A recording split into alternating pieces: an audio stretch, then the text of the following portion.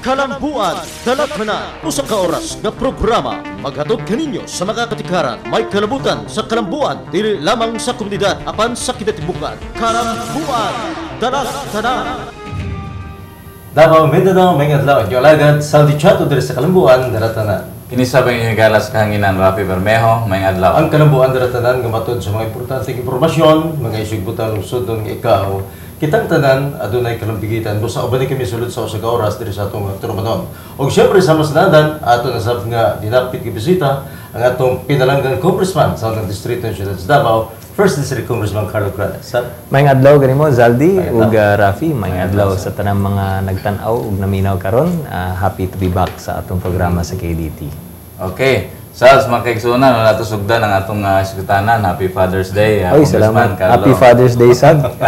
Kanimo, Rafi ug Zaldi. Happy Father's Day. Okay, og Happy Father's Day, Sab, no, sa tanang amahan nga na diha nagtanaw ka nato. Og Sals, iskutanan nato karon, no, atong makisayad lang ta kay Congressman Carlo kung unsa nay kalambigit sa maabot niya nga oath-taking, no. Kumanta makisusi kay Congressman, ato sa isgutan siguro ang maabot pud nga oath-taking, no, sa atong maabot nga presidente, no, si President-elect Mayor Rudy Duterte. Unya ato zahing hisgutan Sals, no, kung sa itong mga concerns na to sa House of Representatives. O siyempre, di na to kalimtan ang mga pangutana gikan sa inyong tagsa-tagsa ka mga barangay. Back to you, Sals. Okay, Congressman Carlo Crales, pipilan lang yung adlaw ang nahibilin. Una ka manumpa sa imong katapusan o ikatulong termino is representante sa First District ni ato nga syudad sa Davao. Kining madayon ba ang imong oath-taking sigon sa plano Congressman Carlo? Kinahanglan madayon gyud na siya. Ug ang among oath-taking kaming duha ni Congressman Coco sa PBA party list dito mi mag-oath-taking sa Supreme Court. Kay mao man gyud ang akong tradisyon, mao na ang akong practice, mao ni nga akong ginabuhat sukad pa sa una na akong paglingkod hantod sa ikaduha na akong paglingkod niya hantod diri sa akong ikatulo. So bale dito mi sa Supreme Court, and then nay usa ka justice sa Supreme Court ang mag-administer sa akong oath. So parehas lang gihapon sa akong ikatulong termino, sa ikatulong higayon, dito lang gihapon sa Korte Suprema, in front of a justice ng Supreme Court. Karon lamang magdungan ming duha ni Congressman Coco sa panumpa namo sa among oath.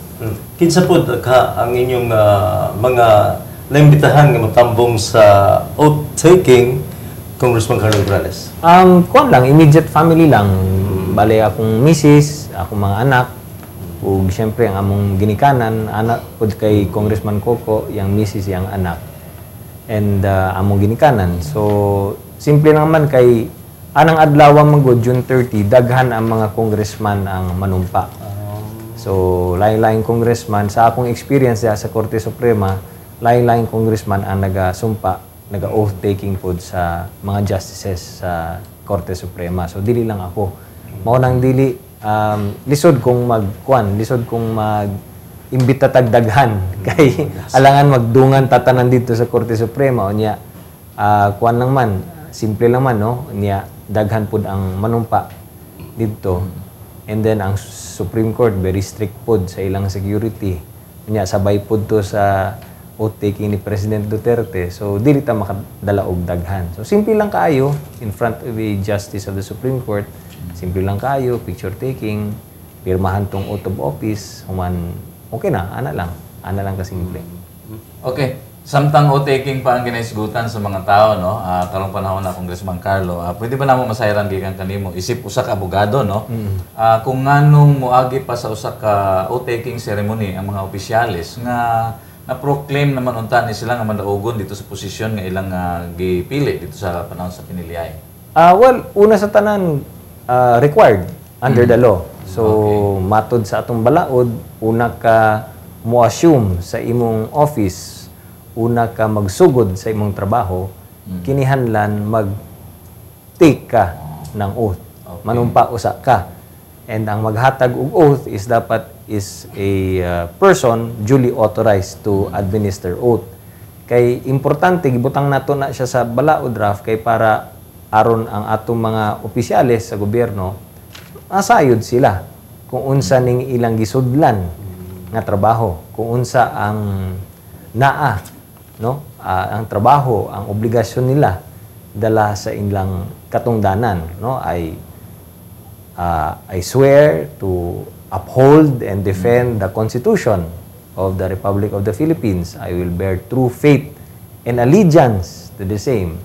I will obey the laws, legal orders, and decrees promulgated by the duly constituted authorities, di ba? Tapos, I will perform the duties of my present position and all others I may hereafter hold.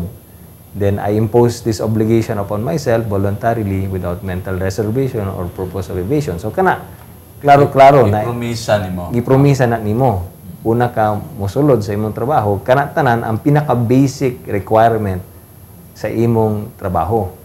Kung imong i-violate ka na, pwede ka karong kasuhan.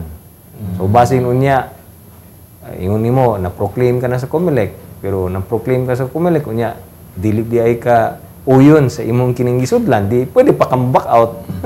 So, mao na siya. So, that's why, number 1, required by law. Ikaduha, the oath perfects yung position nimo. It perfects the duty, it perfects ang pagsulod nimo anang maong posisyon. So, mao na ang murag ang pinaka-final na overt act or action na kinahanglan nimo buhaton kay para ma-perfect ang imong pagsulod ni anang maong katungdanan.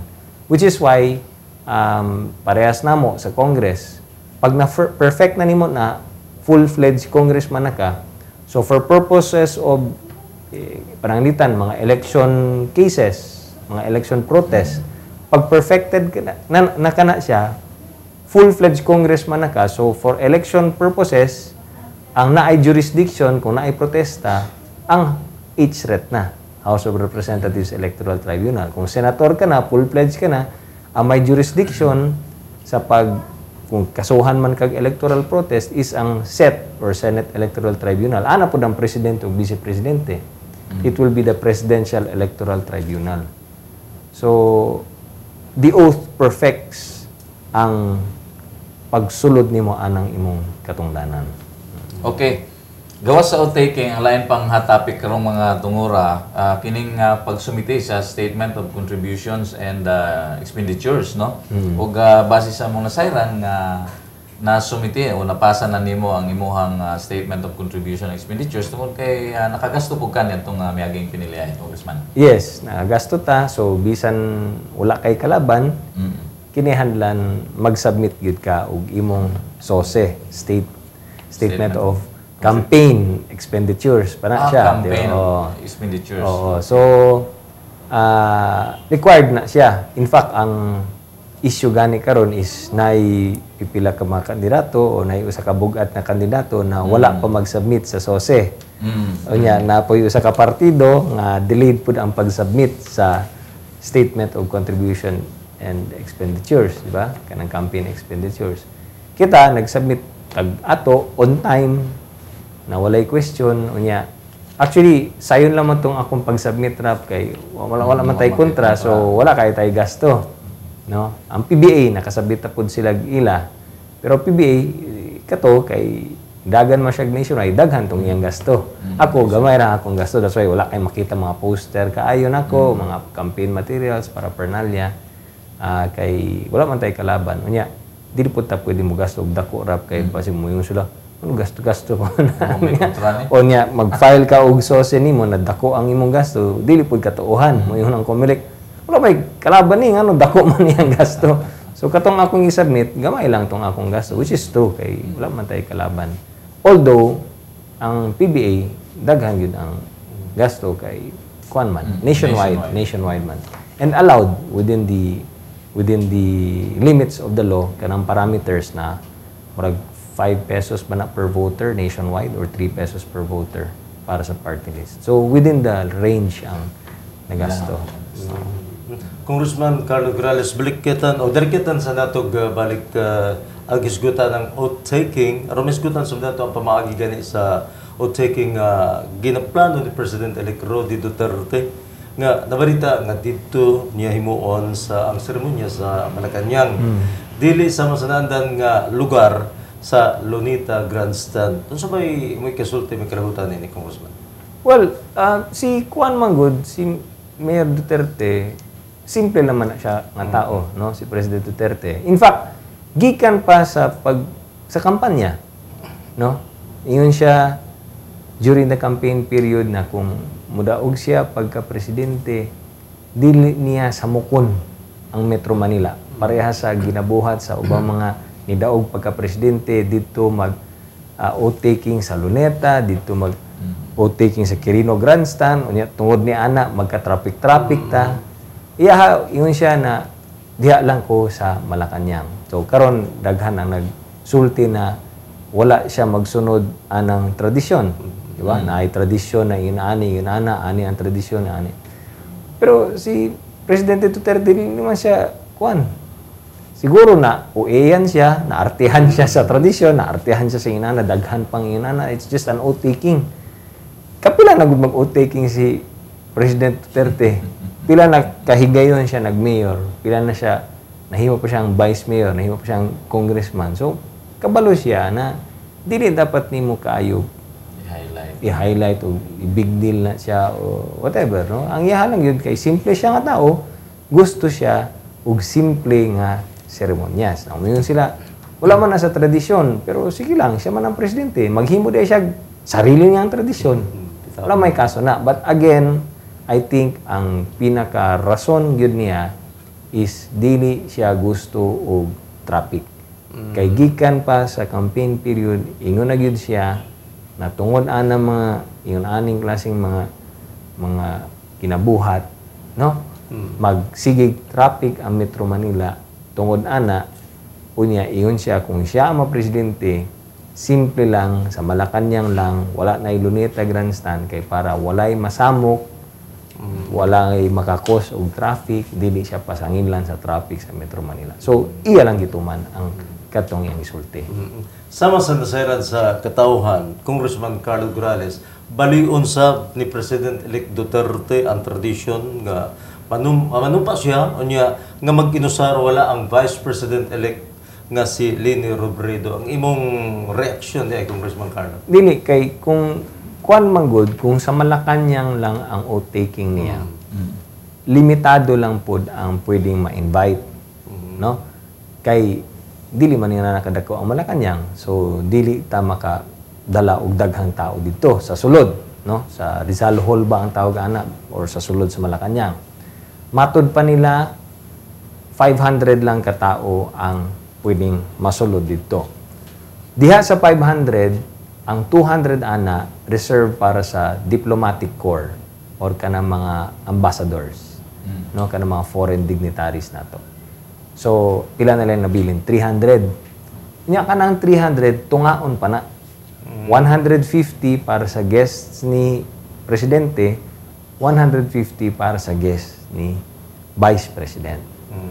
So maglisod og pili, 150 lang quota nimo, unya 150 lang imo. Nya daghan bisita si Vice President Leni. Di ba? Daghan man siyang bisita kay dako gud ang iyang partido nya, daghan gud silang mga taga-liberal. So nagsabot na lang sila para walay samok, no? Para di ta mag-inilugay og slots. Unya basi mag-away, maglalis pa inuon ta kay kulang ang imo, kulang pud ang ako. Para wala na away, maghimo na lang kag imong inauguration, maghimo pud akong inauguration. So mao nang nitabo. Nya okay man pud si Vice President Leni na tingnan ang klaseng setup. Kay tingali basig mas daghan tong iyang bisita. So na siya laing inauguration, di laing pud ang kang Duterte. Mao nang gikan sa 150 na lang slots para kay President Duterte, nahimo nang 300. Nya si Leni kung dito siya sa gawas, di mas daghan, thousands tong iyang gusto, di way kaso. So mao na ang ilang nasabutan. Okay. Adto ta sa pinaham nga hisgutanan kalabot sa president sa kani inaugural, no? Unsa po daw ang imong ikasulti sa katong plano ni President-elect Duterte nga maruya o buko juice na daw ang i-serve sa Malacañang panahon sa inauguration?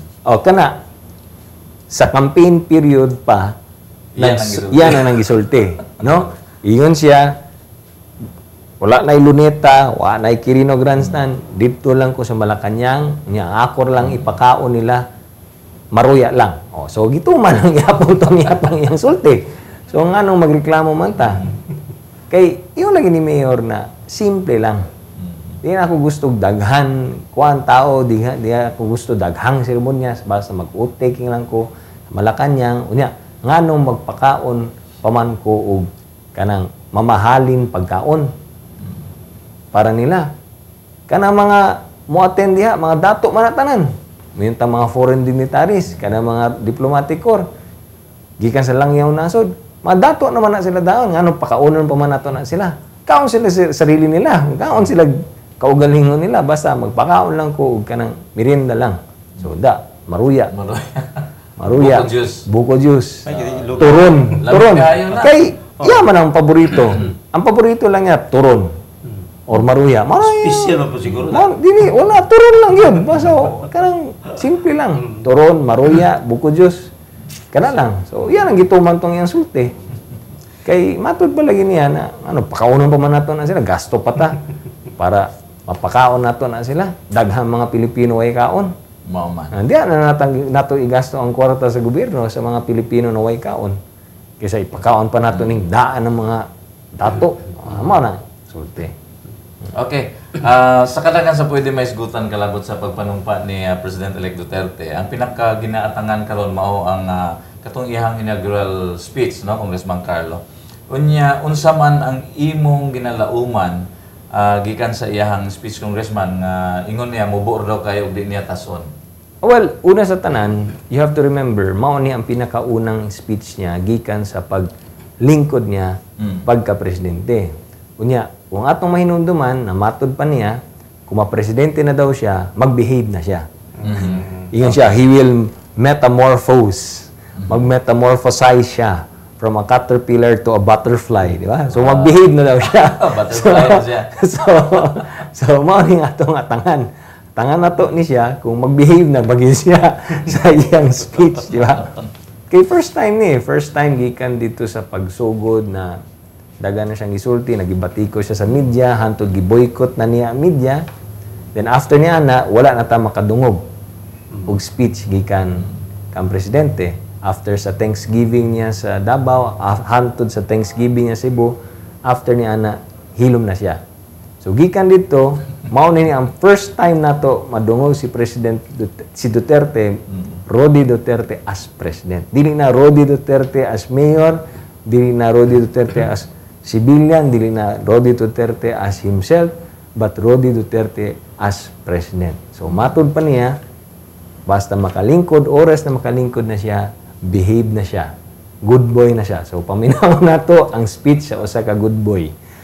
Unya, of course, kung unsay unod ni ana,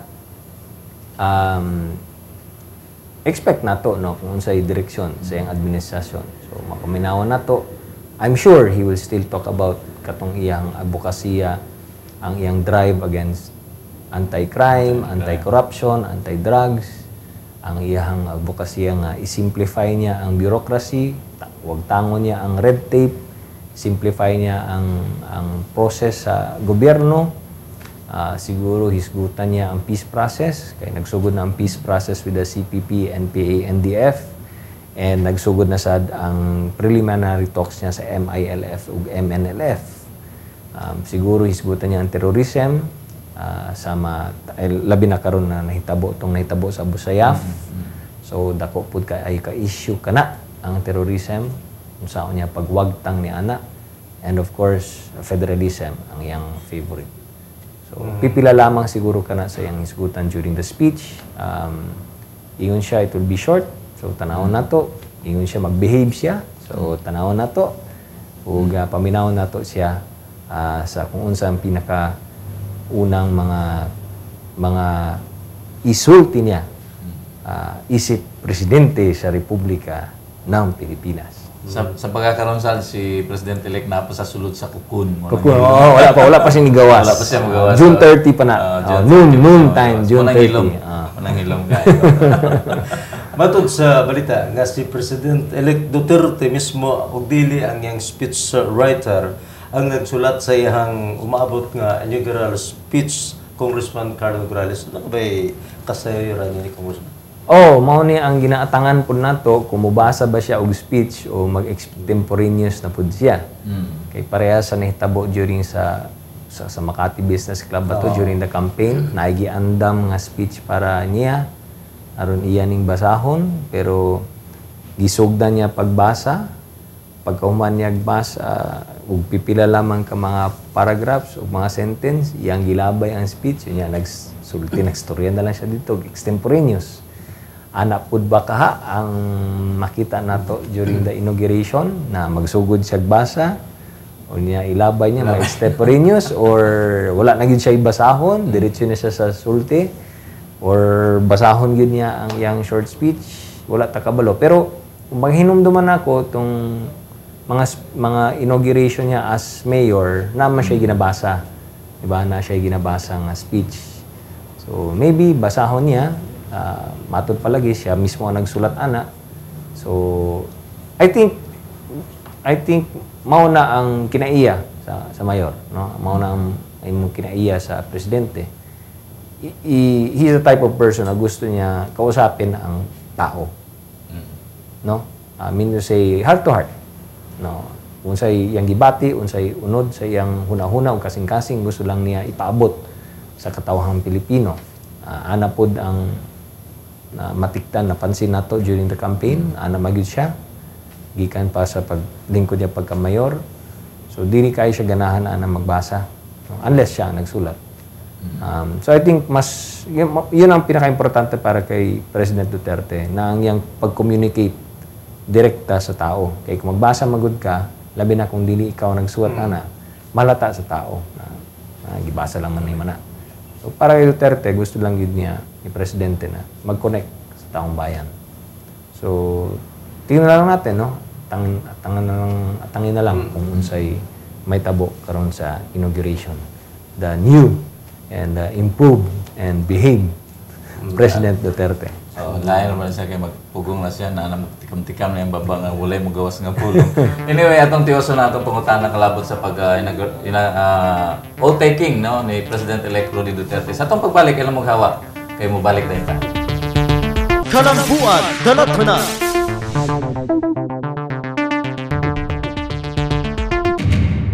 Carlo, from the beginning up to the end, he is our benefactor, supporter of the senior citizens of Barangay Baliok.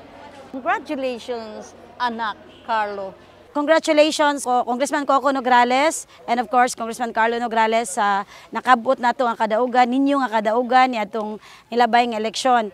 I would like to congratulate Congressman Jericho Coco Nograles sa among pinalanggang congressman sa 1st District, Congressman Carlo Nograles. Daghan kayong salamat. Congressman Carlo Nograles, salamat ug congrats ug uban kang Kuko. Congrats usab siya nga nahimo na siya karon nga congressman. Congrats. Kalambuan, Dalatana. Balik ta sa itong programa ang Kalambuan Dalatanan, mga kaigsunan. Una na ito isusgutan ang katong mga concerns diya sa House of Representatives. Doon na pa'y nabilin nga pangutana si Saldi diya kay Congressman. Sals, imong higayon. Nagkamatikod og nagkamatngon ang katawhan nga suod kayo mo ni President-elect Roddy Duterte, Congressman Carlo Nograles. Gani, makita ang inyong picture o litrato nga maghinunghungay mo sa matag usa. Unsa po ang inyong paboritong hisgutan sa inyong paghinunghungay, Congressman Carlo Nograles? Ayay. Chismisan. Makichismis, makibalita, ana. So usually mga district concerns, mga concerns nato sa syudad, mga national concerns, ana, or sometimes mangutana nako kung pwede ba nako ipangutana kay presidente, ana, nay magpapasa og mensahe kay presidente, so ako'y mamasa og mensahe, ana, or kana lagi magchismis, makibalita, tagaan ako siya latest nga balita regarding ani or mangayo ko niya og unsay balita sa ingon ani. So ana, and then parehas gud tong campaign, tong kampanya ana na magyapon na mangutana ko guidance kaniya unsay kinahanglan akong buhaton para ani. Mangutana ko kung kini ang balita mao niyang hitabo ani, mao niyang chismis diri or mao ning kuan. So unsay directive nimo, unsay sugo nimo nako, unsa ako pag-handle ani, kinsay akong storyahon, unsay akong isulti, unsay mensahe nimo para kay kuan ana. So puros mga anong klase mga istorya. Trabaho lang, trabaho. Puros trabaho. Okay. Isgutan na ito ang pipila... Chismis. Isgutan na ito ang pipila concern diya sa House of Representatives, Congressman Carlo Nograles. Okay. Doon naman kayo ginaingon nilang kining super majority. Palihog pasabta daw may unsa gyud ang vote pasabot ni ining pinulungan nga naga-circulate karon diya nga super majority sa Congress. Dili sa House of Representatives manggod or sa Congress para ma-push yun imong legislative agenda or imong agenda sa Kongreso, kinahanglan gyud kag majority. Siyempre, majority wins man gyud na, no? Pero ang among target is dili lamang majority, kundi super majority. Para ang tanang agenda, legislative agenda, ang tanang gustong pasuportahan ni President Duterte, makuha gyud nato ang numero. Now, dili buti pasabot anang super majority na ang tanan Yun na. dili ang tanan naa na sa usa ka partido. Naong ingon ang tanan naa na PDP laban, no. Pwede man lang gyapon mag super majority kung naay coalition. So mao na ang nahitabo. Ang lead party is ang PDP laban, pero coalition, appeal sa coalition ang uban pang mga partido diha sa House of Representatives. So, naa ang NUP, na ang NP, na ang NPC. So, appeal na sa ato ang coalition. That's why super majority. Majority, dili lang majority, kundi super majority. Kaya kung isugutan lang nato is